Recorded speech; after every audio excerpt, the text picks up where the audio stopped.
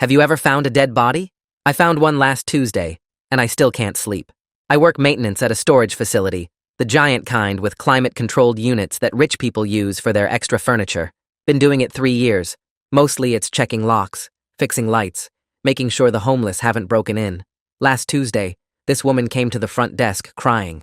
Said her ex-husband died 2 weeks ago. She's the executor, and needs to clear his unit before the month ends, or she'll owe another payment. Unit 4-47, she said, handing me paperwork. I can't go in there myself. Too many memories. Would you mind just checking what's in there? I'll pay you extra. I felt bad for her. Gave her my cell number, said I'd text her an inventory. Unit 447 was in the basement level, the premium temperature-controlled section. The lock was already cut, which was weird. The woman said her ex's lawyer had done it after he died since nobody had the combination. I rolled up the door. Inside looked normal. Furniture covered in sheets, boxes labeled kitchen and books, an old motorcycle under a tarp. I started taking photos for the inventory. Then I noticed the smell. Sweet, chemical, wrong. Like rotting fruit mixed with cleaning supplies. In the back corner was a large freezer chest, the industrial kind restaurants use. Still humming. Still running. The smell got stronger as I approached it. My maintenance key included a master that opened most padlocks. The owner insisted we have access in case of emergencies. This lock clicked open. I lifted the lid. It wasn't what I expected. No body. Just Tupperware containers, dozens of them, frosted over and stacked neatly, each labeled with dates going back 2 years. I picked one up. Through the frost, I could see something dark inside. Meat, maybe? But the label said, Sarah, March 15th, 2023. Sarah, a person's name. I dropped it. The container cracked on the concrete floor. The lid popped off. A human heart, partially frozen, slid across the floor. I stumbled backward, knocking into the freezer. More containers tumbled out, each with names and dates. Ely, July 22nd, 2023. Jennifer, November 30th, 2022. Tyrone, January 15th, 2024. I ran. Made it to the hallway before vomiting. Called 911 with shaking hands. There's body parts. In a freezer. Multiple people. The cops arrived in minutes. The entire building was evacuated. Taped off. Detectives questioned me for hours. They found 14 containers, each with organs from different people, all preserved perfectly. The woman who asked you to check the unit, the detective said. Describe her. I did. Blonde, maybe 40, had been crying, wore a wedding ring. He showed me a photo. This her? Yeah, that's her. That's Sarah Landon. She's one of the victims. Went missing March 15th. My blood went cold. That's impossible. I just saw her 2 hours ago. Are you sure it was her? She had the paperwork. She knew the unit number. The detective's phone rang. He answered, his face going pale. They found the owner of Unit 447, Richard Landon. Bodies in his apartment. Been dead about 3 days. Suicide note confessing to the murders. But the woman said he died 2 weeks ago. What woman? We have no record of anyone coming to the facility today except you. I pulled out my phone to show him her number.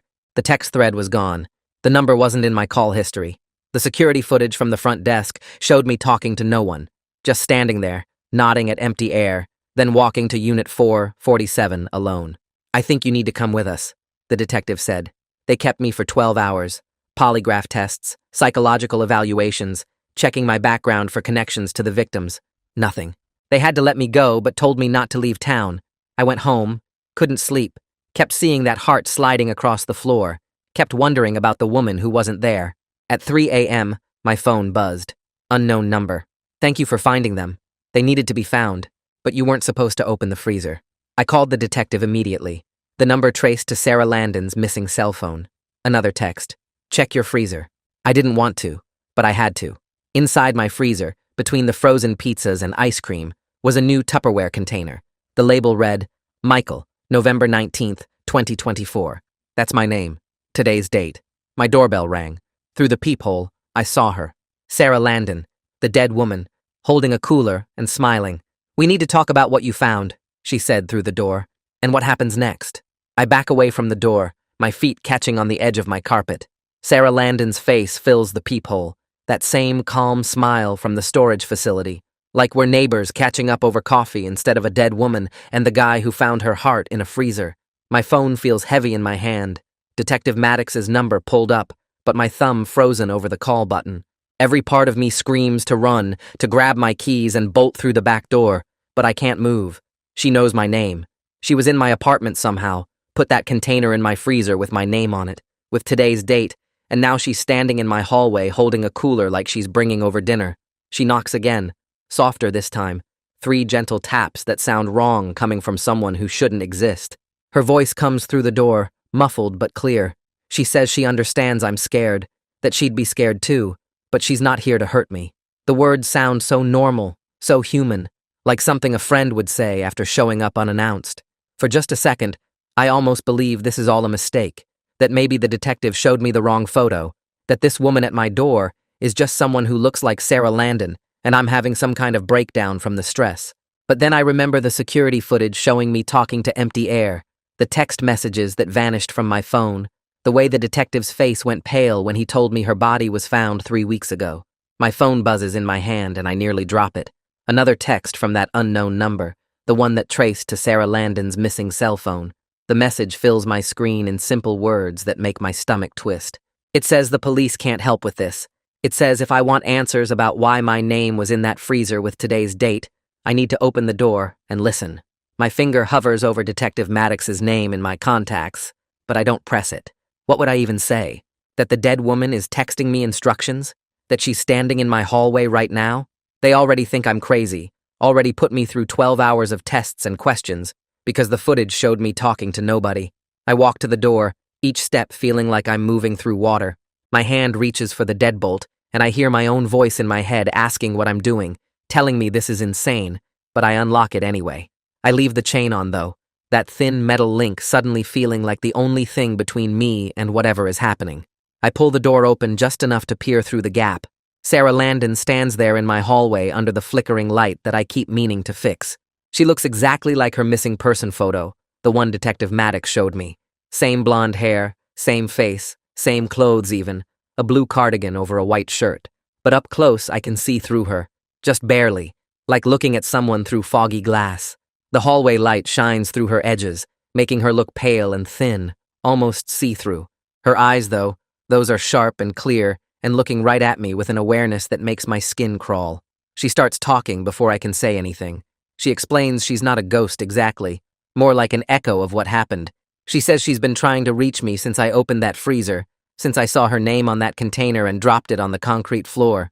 Her voice stays calm and steady, like she's explaining something simple and obvious. She tells me Richard Landon didn't work alone. There's someone else still out there, someone who helped him kill all those people, and that someone has marked me as the next person who knows too much. The words come out matter of fact, like she's telling me about the weather, but each one lands in my chest like a stone. I find my voice finally, ask her for proof. I tell her about the security footage showing me alone, about how the police think I'm having some kind of episode. My words come out shaky and too fast. I ask her to explain why I'm the only one who can see her, why she looks like she's made of fog and light. Sarah holds up her hand, palm facing me, and reaches toward the door. Her fingers pass through the chain like it's not even there, the metal offering no resistance at all. She moves her hand back and forth through it, the brass links sitting inside her translucent skin without touching anything solid. My stomach drops, and I taste acid in my throat. This is real. This is actually happening. A dead woman is standing in my hallway, passing through solid metal, telling me there's a killer who wants me dead. Sarah pulls her hand back, and the chain swings slightly from the movement of air around her fingers. She tells me Richard's suicide wasn't really suicide. His partner killed him when he got sloppy and left evidence behind, when he started feeling guilty and wanted to stop. The partner needed someone to blame, needed the investigation to close, so they staged Richard's death and wrote that confession note. But they didn't expect anyone to find the storage unit so quickly. They didn't expect Richard's lawyer to cut the lock and send someone to inventory the contents. And they definitely didn't expect Sarah to be able to reach out from wherever she is now, to make contact with someone who found the freezer. I lean against the door frame, my legs feeling weak. I ask the question that's been burning in my head since I saw that container. Why me? Why is my name in there with today's date? What did I do to end up on a killer's list? Sarah's expression changes, her face darkening even though no shadow crosses it. She explains that by opening the freezer and seeing what was inside, I created a connection to all of them. To her and Ely and Jennifer and Tyrone and the 10 others whose remains were stored in that unit. The act of seeing their names, of touching that container, of witnessing what was done to them, it linked me to them somehow. And now the killer sees me as a loose end, someone who might remember something or notice something that could lead back to them. My phone starts ringing, the sound loud in the quiet hallway. Detective Maddox's name flashes on the screen. I answer it, trying to keep my voice normal, trying not to look at the translucent woman standing 3 feet away from me. Maddox asks if I'm doing okay after the evaluation, says he wanted to check in. I tell him I'm fine through the gap in the chain-locked door, the lie sitting heavy on my tongue. I'm talking to a detective about being fine, while a dead woman stands in my hallway, explaining that I'm marked for death by a serial killer's partner. Maddox says to call immediately if anything unusual happens, if I remember anything else, or if anyone contacts me. I promise I will, and hang up before my voice can crack. Sarah waits until I lower the phone. She tells me the partner is someone I've already met, someone involved in the investigation who's been watching me to see what I know. My blood goes cold. Someone at the police station? Someone who questioned me? Someone who had access to all my information, my address, my schedule? Sarah says she can't tell me who directly, that there are rules about how her existence works, limits to what she can say or do, but she can guide me to figure it out myself. She can point me toward the truth if I'm willing to help bring them to justice, if I'm willing to risk my life to stop them from killing again. Her translucent face looks at me with an intensity that makes me want to shut the door and pretend none of this is happening. But that container in my freezer has my name on it, and somewhere out there is someone who put it there, someone who wants me dead, someone who's gotten away with 17 murders and isn't planning to stop now. I slide the chain off with fingers that won't stop shaking and step back as Sarah walks through my doorway like she belongs here. She moves past me without making a sound, her translucent form catching the light in ways that hurt to look at directly. I can see through her to the wall behind, can watch my furniture distort slightly as she passes in front of it. She heads straight for my kitchen and stops at the freezer, staring at the closed door like she can see through it to the container with my name inside. She turns to look at me, and her expression is sad, but determined. She tells me this is a warning, that the container represents what's coming for me unless we stop them first. The word them makes my stomach clench because it means there's more than one person involved in this nightmare. I lean against my doorframe trying to process that the woman standing in my kitchen is dead, that I saw her heart slide across a concrete floor just hours ago. Sarah explains that when each victim died, something of them remained behind, an echo of who they were. She says all 14 of them have been trying to reach someone who could help, someone who could see them and understand what happened. Most people who found the storage unit wouldn't have been able to perceive her at all, would have just felt a chill or a sense of wrongness. But I was different because I opened the freezer and saw their names, touched the containers, witnessed what was done to them in a way that created a connection. The trauma of discovery made me vulnerable to their world, made the barrier between living and dead thin enough that she could push through and make contact. I was the first person traumatized enough and open enough that they could reach me. Sarah moves through my apartment, examining my bookshelves and photos with an intensity that makes me uncomfortable. She picks up a picture frame with Caitlin and me at the beach last summer, but her fingers pass through the glass like it's not solid. She tells me to focus on the air around her, to look at the space near the walls and ceiling where shadows gather.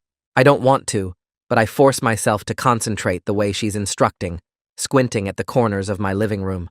At first, I see nothing unusual, just normal shadows from my lamp and furniture. Then something shifts in my perception like adjusting a camera lens, and suddenly I can see dark smears on the walls, handprints that weren't visible a second ago.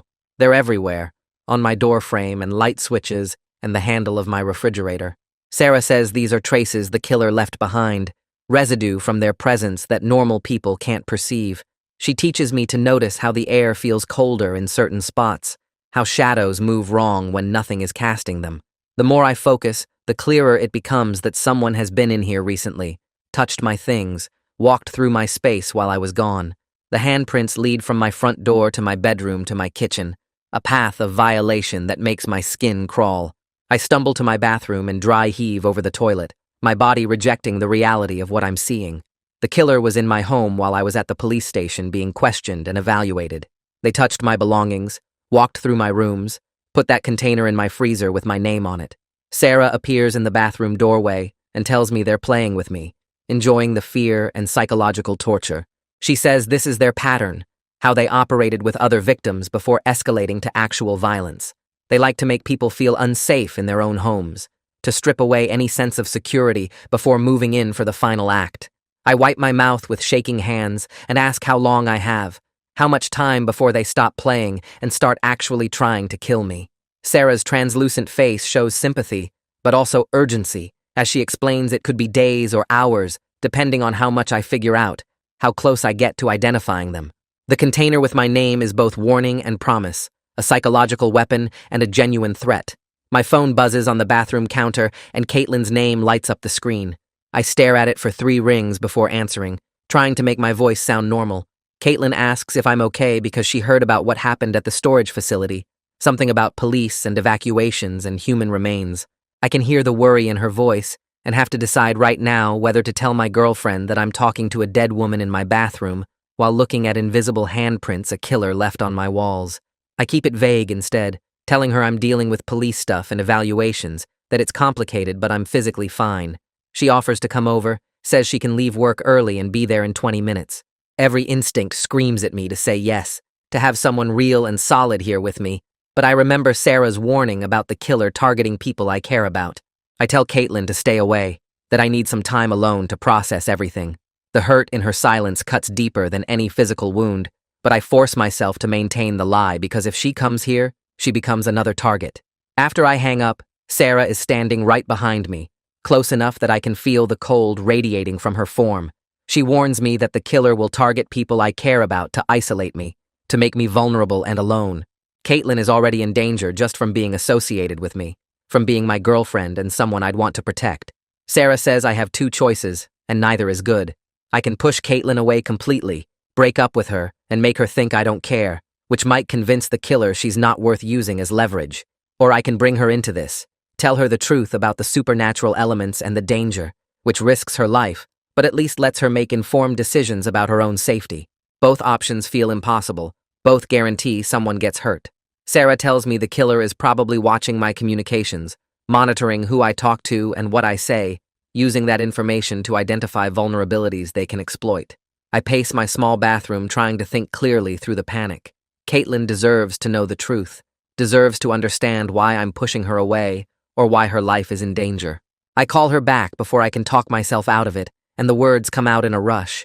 Everything about Sarah and the translucent woman in my apartment, and the handprints on my walls, and the killer who's been in my home. There's a long silence on the other end, where all I can hear is her breathing. Finally, she asks if I'm having a breakdown, if the trauma of finding those organs has made me lose touch with reality. I don't blame her because that's exactly what I'd think too if our positions were reversed. I beg her to just be careful, to trust me enough to watch her surroundings, and maybe stay with a friend for a few days. She says she'll think about it and hangs up, leaving me staring at my phone wondering if I just destroyed my relationship or saved her life, or both. My phone buzzes again immediately, and this time it's a text from Francisco asking if I'm okay.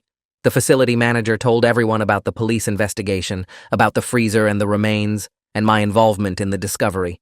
Francisco wants to know if I need anything, if there's something he can do to help. I stare at the message, realizing my coworker might be in danger too, because he has keys to all the units, could theoretically access evidence or information the killer wants to keep hidden. Francisco is another loose end, someone who could potentially discover something incriminating if he went looking. I text back that I'm fine, but he should be careful at work, should maybe take a few days off if possible. He responds asking what I mean, and I don't know how to explain without sounding paranoid or crazy. Sarah appears next to me reading the texts over my shoulder and confirms that Francisco is at risk, that anyone connected to the storage facility or the investigation could become a target if the killer feels threatened enough. Sarah and I spend the next hour going through everything I remember about the investigation, every person I interacted with at the police station. We sit at my kitchen table with my laptop open, me typing notes while she points to connections I wouldn't notice on my own.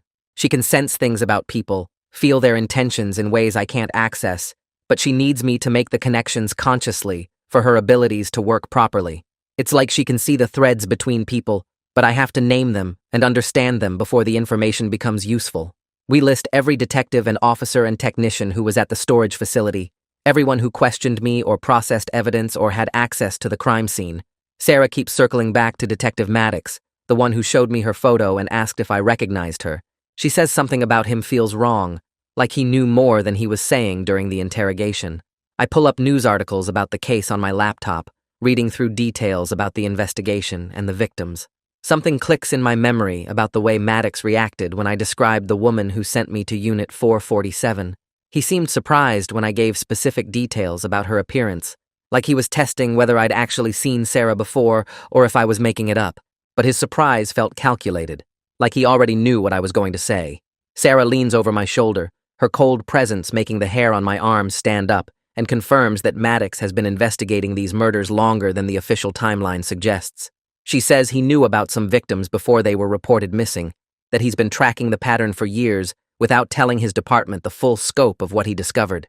This could mean he's been trying to catch the killer independently, or it could mean something much darker about his involvement in the crimes themselves. I pull up the county records website and start searching for Detective Maddox's background, while Sarah leans over my shoulder. Her cold presence makes the hair on my arms stand up, but I force myself to focus on the screen. She points to a link about graduating classes from local high schools, and I click through, scrolling down year by year. There, in a photo from 20 years ago, I spot Maddox's face next to another familiar one, Richard Landon.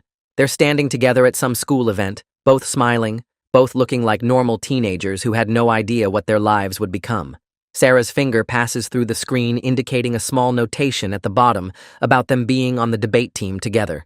I screenshot everything and text it to myself as backup in case something happens to my laptop.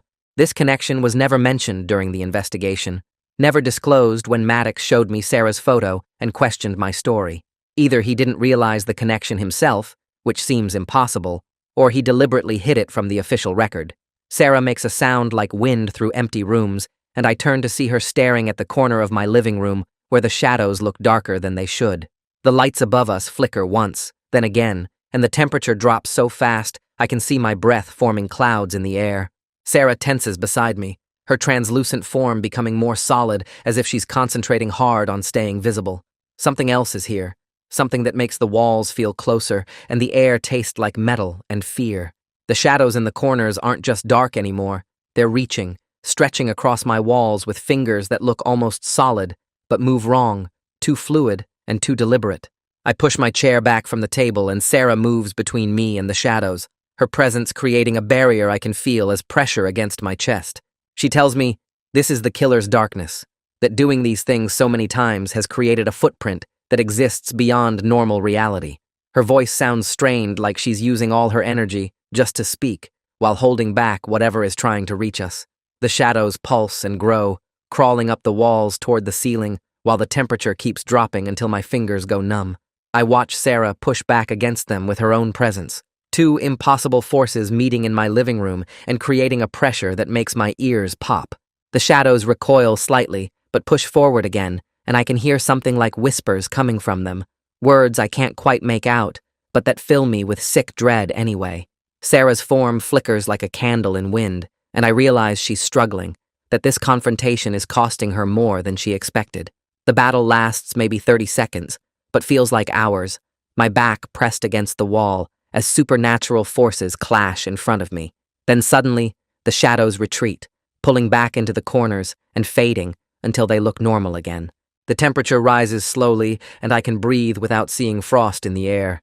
Sarah looks drained, more see-through than before, her edges blurring like she might disappear completely at any moment. She tells me that took almost everything she has left, that she can't maintain this form much longer tonight, but she'll come back tomorrow if I'm still alive to see her. The casual way she says that last part makes my stomach clench because she's not joking.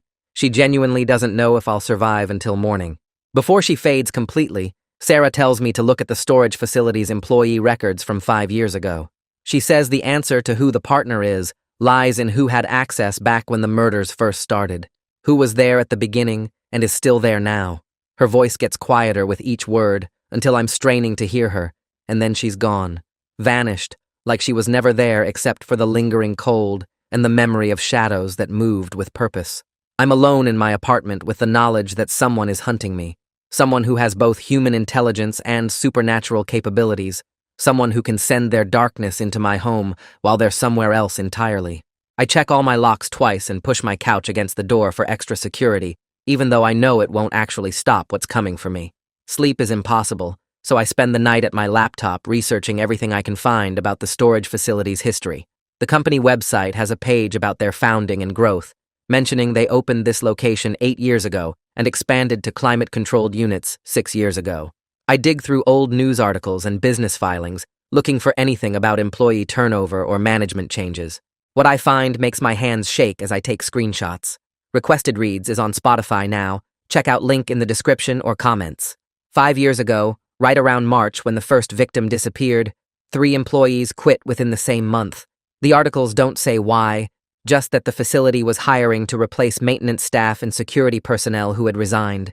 One article mentions the assistant manager was promoted to manager during this period to help with the transition. I search for the names of the people who quit, but find almost nothing, like they disappeared from public records after leaving the job. Dawn comes, and I'm still awake, my eyes burning and my body running on adrenaline and fear.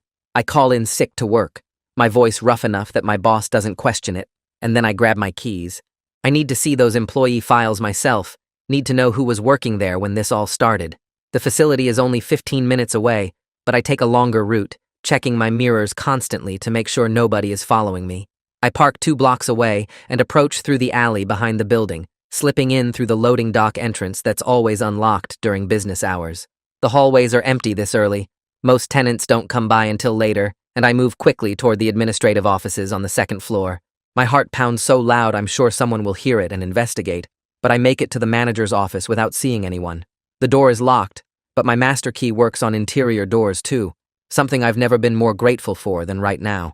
Inside, the office smells like coffee and paper, everything neat and organized in a way that seems wrong for someone who might be a serial killer.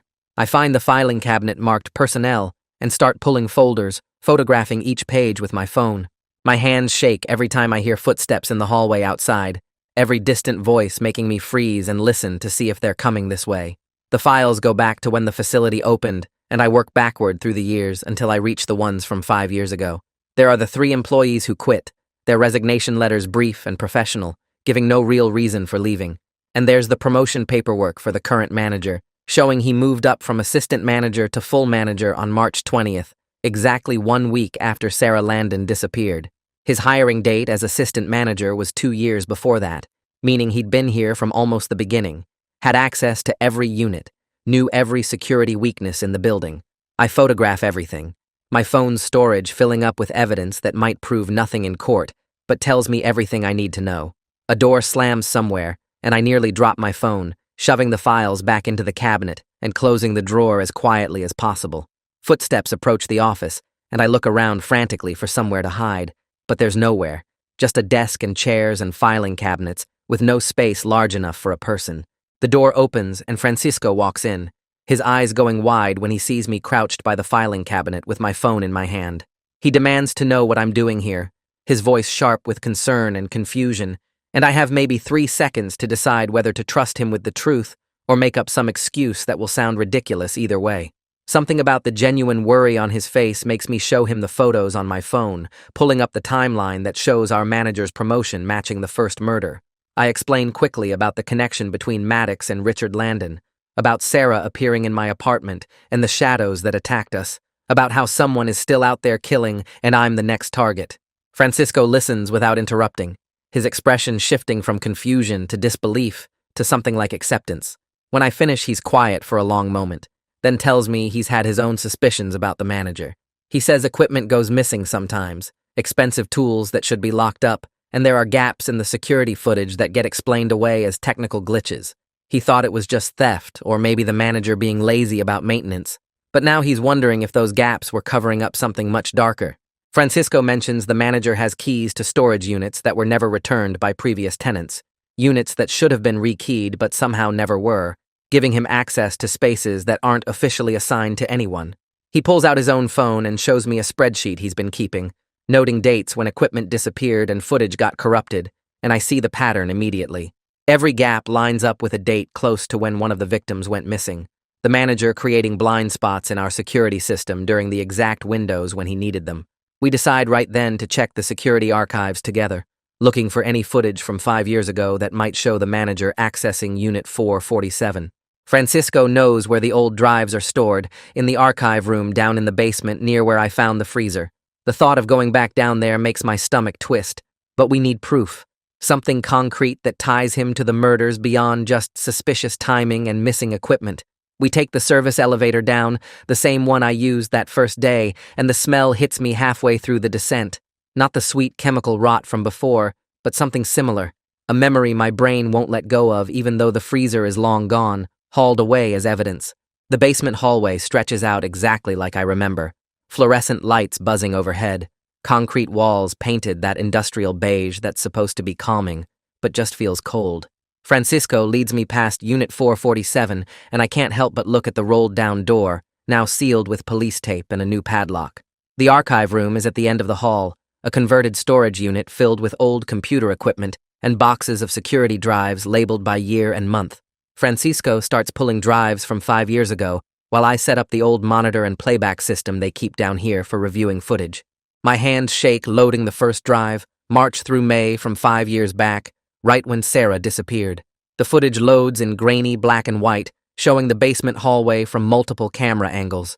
We start scrubbing through, looking for our manager, and within 20 minutes we find him.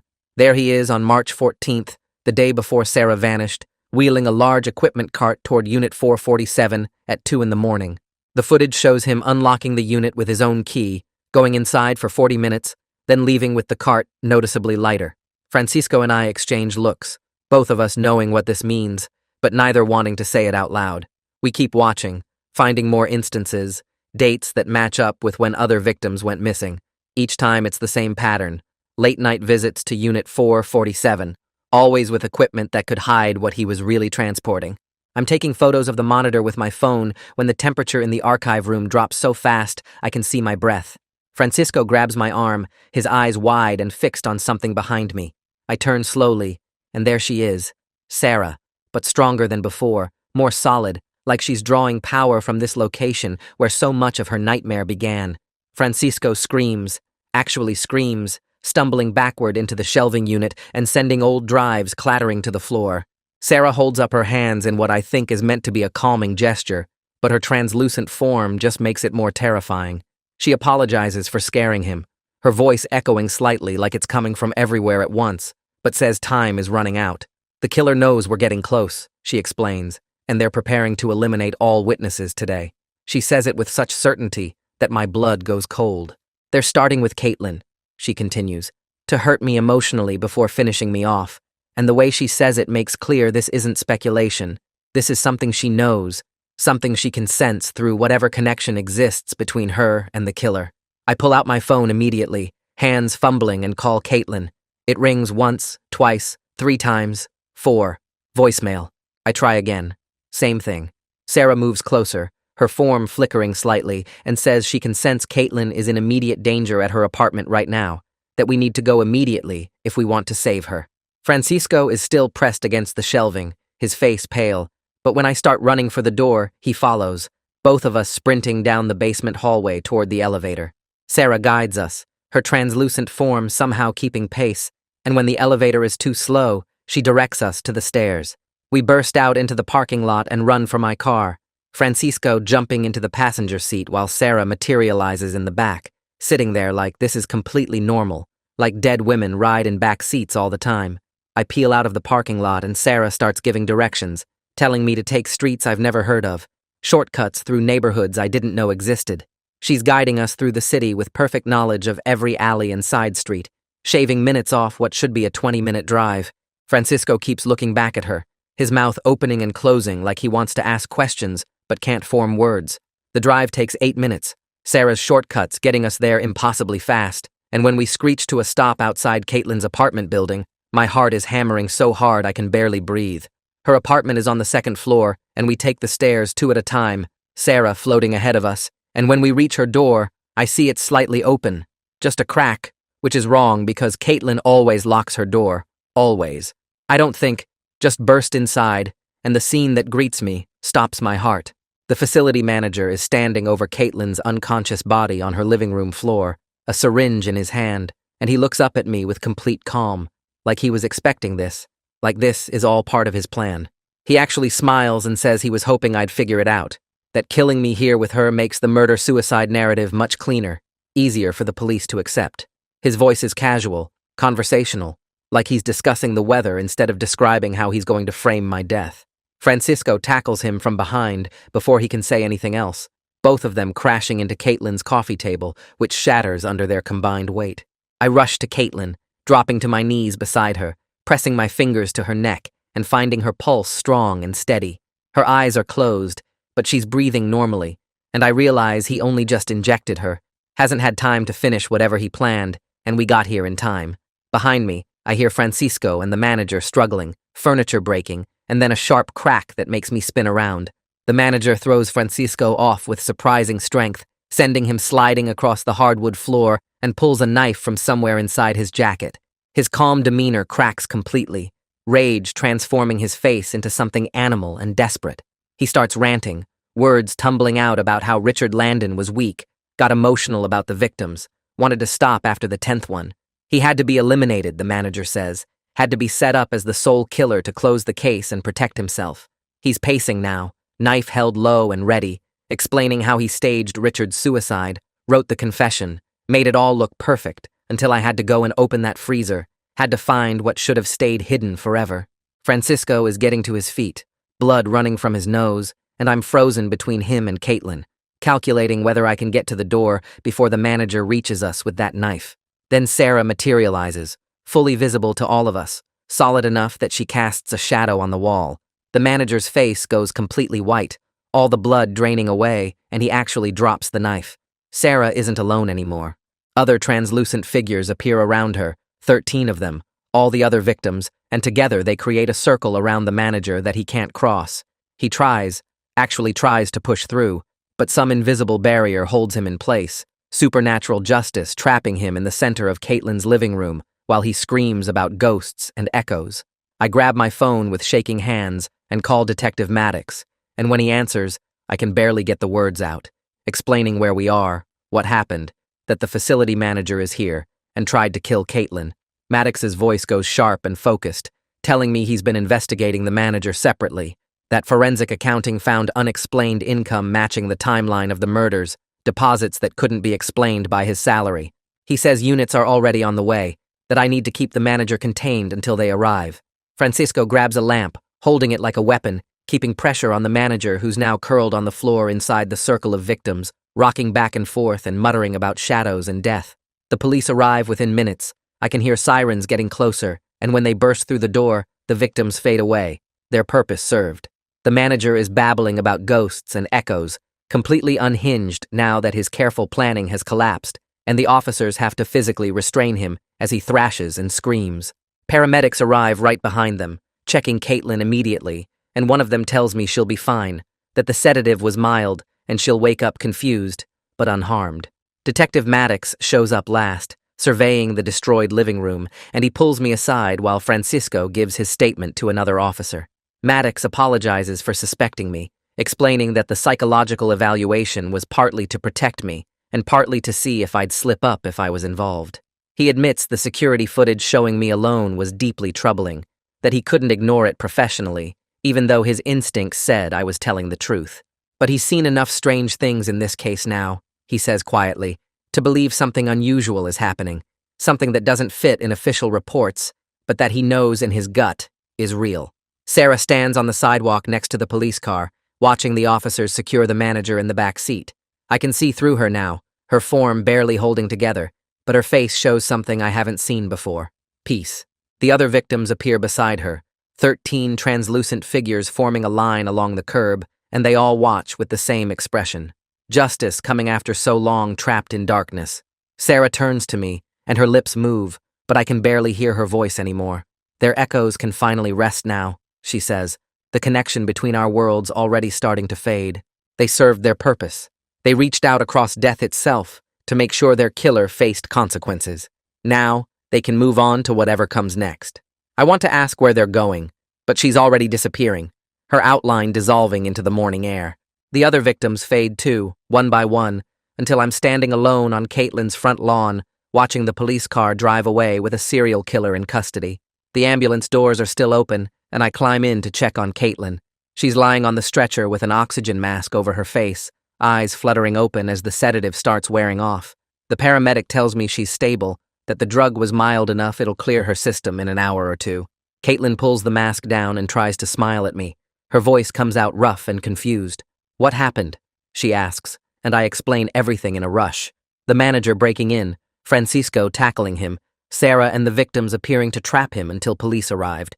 She listens with wide eyes, and when I finish, she actually laughs. This weak, exhausted sound that turns into a cough. "Of course," she says. "Of course I had to make our relationship interesting by involving supernatural murder investigations. She can't just have a normal boyfriend who works maintenance and watches Netflix. No, she gets the guy who talks to ghosts and catches serial killers."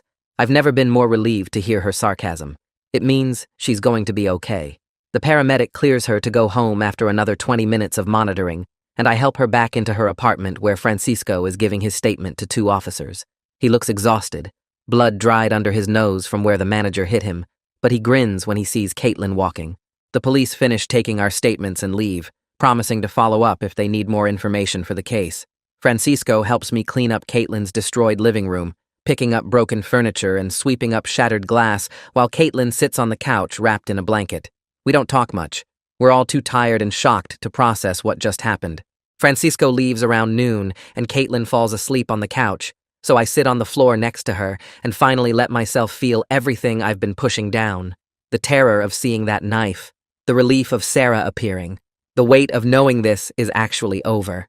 Over the next week, forensic teams tear apart the storage facility unit by unit. I watch the news coverage showing investigators in white suits carrying evidence boxes out of the building.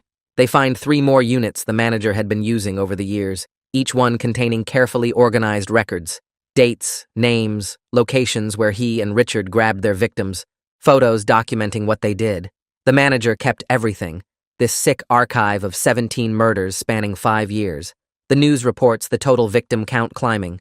14 in Unit 4-47 like we originally found, plus 3 more whose remains were disposed of differently before Richard and the manager perfected their storage method. 17 people total. 17 families who spent years not knowing what happened to their loved ones. Detective Maddox calls to update me on the investigation. "The forensic evidence is overwhelming," he says. "The manager's DNA all over the storage units, his fingerprints on containers, financial records showing unexplained expenses matching the timeline of each murder. The case against him is so strong his lawyer is already talking about a plea deal to avoid trial. But the manager refuses to plead guilty. He wants his day in court, wants to tell his story to the world." 3 weeks after the arrest, the manager gives a full confession to prosecutors. Not because he feels guilty, because he wants credit for what he did. His lawyer releases a statement saying his client is cooperating fully with investigators to bring closure to victim families. What the statement doesn't say is that the manager is enjoying this, enjoying the attention, the infamy, the chance to explain his work. I read the leaked details of his confession in the news, how he and Richard Landon met in college and discovered they shared dark fantasies about power and control, how those fantasies grew darker over years of friendship until they decided to make them real. Their first victim was a homeless woman nobody would miss. It felt so easy that they kept going. Richard handled the killing while the manager handled logistics, renting storage units under fake names, buying the industrial freezers, creating the preservation system that kept evidence fresh. They were partners for 10 victims. Then Richard started having doubts, started talking about stopping, about the guilt eating him alive. The manager knew Richard would eventually break and confess everything. So he killed his partner and staged it as a suicide, writing a confession that blamed Richard for everything. The perfect frame job that would have worked if I hadn't opened that freezer and if Sarah hadn't reached out from wherever the dead go. The manager explains all this calmly in his confession. No remorse, just pride in his planning. He only made one mistake, he says. He underestimated the victim's ability to fight back even after death. The grand jury indictment comes down in early December. 17 counts of first-degree murder, 1 count of attempted murder for Caitlin, multiple counts of abuse of a corpse, kidnapping. The list goes on for pages. I have to testify before the grand jury about finding the freezer and everything that happened after. I sit in a windowless room with 23 strangers and walk them through opening that storage unit, seeing the containers, the heart sliding across the floor. I describe the woman who led me there, how she looked exactly like Sarah Landon even though Sarah was already dead. I leave out the supernatural elements in my official statement. I talk about psychological stress, possible hallucinations from trauma, the way grief and shock can make people see things that aren't there. But after I finish testifying, Opal Schneider pulls me aside in the hallway. She's the forensic psychologist who evaluated me after I was first brought in for questioning. She says my testimony was compelling, but she noticed what I left out. The details that don't fit any psychological explanation. How I knew things about the victims I couldn't have known. How the security footage showed me responding to someone who wasn't there. She believes something beyond normal experience occurred, she says quietly. She's seen enough cases in her career to know that some things can't be explained rationally. She won't put it in any official report because it would destroy her credibility. But personally, she believes the victims reached out to me somehow. That justice required something impossible. I thank her for believing me even though I can barely believe it myself anymore. The supernatural elements already feel like a dream, something that happened to a different person in a different reality. Sarah appears one last time in my apartment that night. I'm sitting on my couch trying to process the grand jury testimony when the temperature drops and I see her forming in the corner. She's barely visible now, just an outline of light that I can see through completely. She moves closer and I can barely hear her voice, like she's speaking from very far away. She came to say goodbye, to thank me for being brave enough to listen when she reached out. She says the other victims are grateful too. We gave them justice when everyone else had given up on finding them. The grand jury indictment means their killer will face consequences. Their deaths will be acknowledged. Their families will have answers. That's all they needed to finally rest. I ask if she's going somewhere better now. Sarah smiles, and her voice comes stronger for just a moment. She doesn't know exactly where she's going, but it feels warm and peaceful. Nothing like the cold darkness where she's been trapped since Richard killed her. She can feel the other victims there too, waiting for her, ready to move on together. She starts to fade and I stand up, wanting to say something meaningful, but no words feel adequate. Thank you seems too small for what she did, for reaching across death to stop a killer, for trusting me to help when I could barely function from terror. Sarah's outline disappears completely, and I feel the temperature in my apartment return to normal. The supernatural presence that's been hovering at the edge of my awareness for weeks is finally gone. The air feels lighter somehow, empty but clean. Whatever connection existed between the living and the dead has closed. I'm alone again in a world that makes sense according to normal rules. Part of me feels relieved. Part of me feels the loss of something profound I'll never fully understand. Caitlin and I have long conversations about what happened over the next few weeks. We sit up late at night trying to make sense of ghosts being real, of murder victims reaching out from death to help solve their own case. She admits she's struggling to process it. Her entire worldview was based on rational explanations and scientific evidence. Now she knows for certain that something exists beyond death. That consciousness doesn't just end when the body stops. It's terrifying and comforting at the same time. We decide to try therapy together to work through the trauma. Both of us recognize we need professional help to deal with what we experienced. I find a therapist who specializes in violent crime trauma, and we start going twice a week. I still can't talk about the supernatural elements because they sound crazy even to me now, but I can talk about the fear, the helplessness, the weight of knowing 17 people died horrible deaths. The therapist helps us develop coping strategies for the nightmares and panic attacks. Slowly, we start feeling more normal, more like ourselves before all this happened. Francisco quits the storage facility 2 weeks after the manager's arrest. He calls to tell me he got a job at a regular warehouse across town. He says he can't be around those units anymore without remembering what we found, without seeing the manager's face when Sarah appeared. He has nightmares about the freezer, about containers with names on them, about ghosts trapped in darkness. The new job pays less, but his mental health is worth more than money. We stay friends, though. We meet for coffee every week and talk about what happened. He's the only other person besides Caitlin who witnessed the supernatural elements and understands what really occurred. Everyone else thinks we had a shared delusion from trauma, but Francisco and I know the truth. We saw Sarah and the other victims appear. We watched them trap a killer with powers that shouldn't exist. That knowledge bonds us in a way that's hard to explain to anyone who wasn't there. The facility shuts down temporarily while the investigation continues. Corporate decides the PR damage is too severe to keep operating. They're talking about selling the property to developers who'll tear it down and build something else. I'm placed on paid leave while they figure out what to do with employees. I use the time to visit the families of the victims. I track down their addresses through news reports and public records. I show up at their doors and introduce myself as the person who found the freezer. Most of them invite me in. They want to hear the story from someone who was actually there. I tell them the official version first. How I opened the unit, found the containers, called the police. Then, if they seem open to it, I tell them the rest. How their loved one reached out to help catch the killer. How Sarah Landon appeared to me and guided the investigation. How the victims worked together from beyond death to bring justice. 3 families believe me immediately. They say they felt their loved one's presence after they went missing, felt them trying to communicate. They're grateful to know they weren't crazy, that their instincts were right. The other families think I'm dealing with trauma through fantasy, but they appreciate the gesture anyway. They thank me for helping find justice, even if they don't believe the supernatural parts. One mother hugs me and cries, saying it doesn't matter how her daughter's killer was caught. What matters is that he was caught, that her daughter's death is acknowledged, that the family can finally have closure and start healing. Detective Maddox calls me 3 days after my last family visit to say the case is officially closed.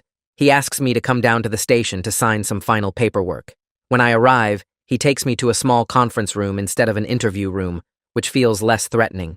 He sits across from me with a folder of documents and slides them over. The top page says the investigation is complete, and the manager is being charged with 17 counts of first-degree murder, plus 1 count of attempted murder for what he did to Caitlin. Maddox leans back in his chair and tells me the department is recommending me for a civilian commendation for bravery. I almost laugh because I spent most of the experience scared out of my mind. He shakes his head and says, "Bravery isn't the absence of fear. It's doing what needs to be done, despite being terrified." He tells me he's seen enough in his career to know some things can't be explained rationally. He doesn't elaborate, and I don't ask him to. We both understand there are aspects of this case that the official reports will never capture. He stands up and shakes my hand, saying I did good work, and the families have closure because of me. I sign the paperwork and leave feeling strange about being called brave when I was just trying to survive. The manager's arraignment happens the following week, and the news coverage is everywhere. His lawyer tries to argue insanity based on his claims about ghosts and supernatural events, but the prosecutor shuts that down immediately by presenting evidence of meticulous planning over multiple years. The freezer was purchased specifically for storage. The victims were chosen carefully based on their lack of close family ties. The disposal of remains was methodical and organized. Everything points to a man who knew exactly what he was doing and took steps to avoid getting caught. The judge denies bail, calling him a flight risk and a danger to the community. 17 consecutive life terms without possibility of parole is what the prosecutor is seeking. I watch the news coverage from my couch with Caitlin, both of us quiet as they show photos of all the victims.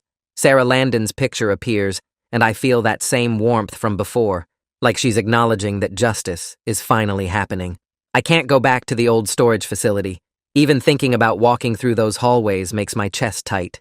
Corporate puts me on paid leave while they figure out what to do with the property, but I need to work. I need normal routine to stop my brain from replaying everything. I apply to 3 different storage facilities across town and get hired at the second one I interview with. The manager there is a woman in her 50s named Ivy, who knows my history because it was all over the news. She tells me during the interview that anyone who helped catch a serial killer deserves a second chance at normal employment. She says she appreciates honesty and courage, and she's willing to give me a shot if I'm willing to work hard. The facility is smaller, above ground, with lots of windows and natural light. No basement units. No climate-controlled sections that feel like tombs. I start the following Monday doing the same maintenance work I did before, but everything feels different now. Better. Safer. Caitlin and I have been talking about moving in together for months, but after everything that happened, we both want the security of not being alone. We find an apartment in a newer building with big windows and an open floor plan. Everything is bright and airy, the complete opposite of that dark storage basement. We move our stuff in over a weekend with help from Francisco. While we're unpacking kitchen items, Caitlin holds up a small chest freezer someone gave us as a housewarming gift. We look at each other, and she immediately puts it back in the box. We both agree we can't have one in our home. The association is too strong. We donate it to a charity shop the next day and buy a regular upright freezer instead, the kind where you can see everything inside without reaching down into darkness. Bryony Hayashi, the victim advocate who worked with the families, starts checking in with me regularly. She calls every few weeks to see how I'm doing and whether I need any resources. During one call, she mentions a support group for people who've encountered violent crime. She says talking to others who've been through trauma can help more than I'd expect. I'm hesitant at first, because I can't share the supernatural parts without sounding crazy, but I decide to try one meeting. The group meets in a church basement on Thursday nights. There are 8 people sitting in a circle when I arrive.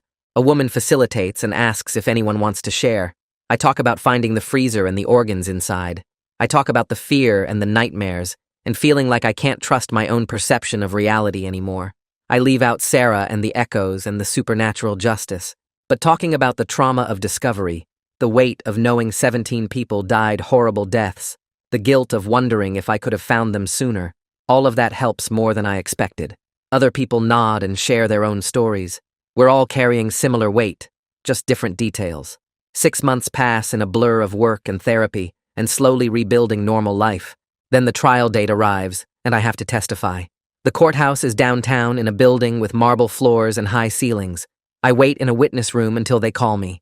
When I take the stand, the defense attorney immediately tries to discredit me by bringing up the security footage that showed me talking to no one at the front desk. He suggests I hallucinated the entire interaction with Sarah Landon. The prosecutor objects, and the judge sustains it. The prosecutor asks me to describe exactly what I found in Unit 447. I go through it step by step, keeping my voice steady. The frozen containers, the labels with names and dates, the heart sliding across the floor. The defense attorney can't shake my testimony about the physical evidence because it's all documented. My credibility issues don't matter when there are actual human remains that were found exactly where I said they were. The jury deliberates for only 4 hours before returning guilty verdicts on all counts. I'm sitting in the gallery with Caitlin when the foreman reads the verdict. 17 counts of first-degree murder, 1 count of attempted murder, guilty on every single charge. The families of the victims cry with relief.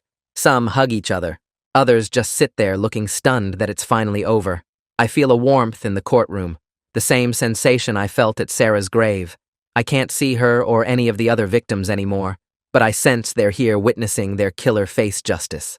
The warmth spreads through the room like sunlight breaking through clouds, and for just a moment, everything feels right. The sentencing happens 2 weeks later.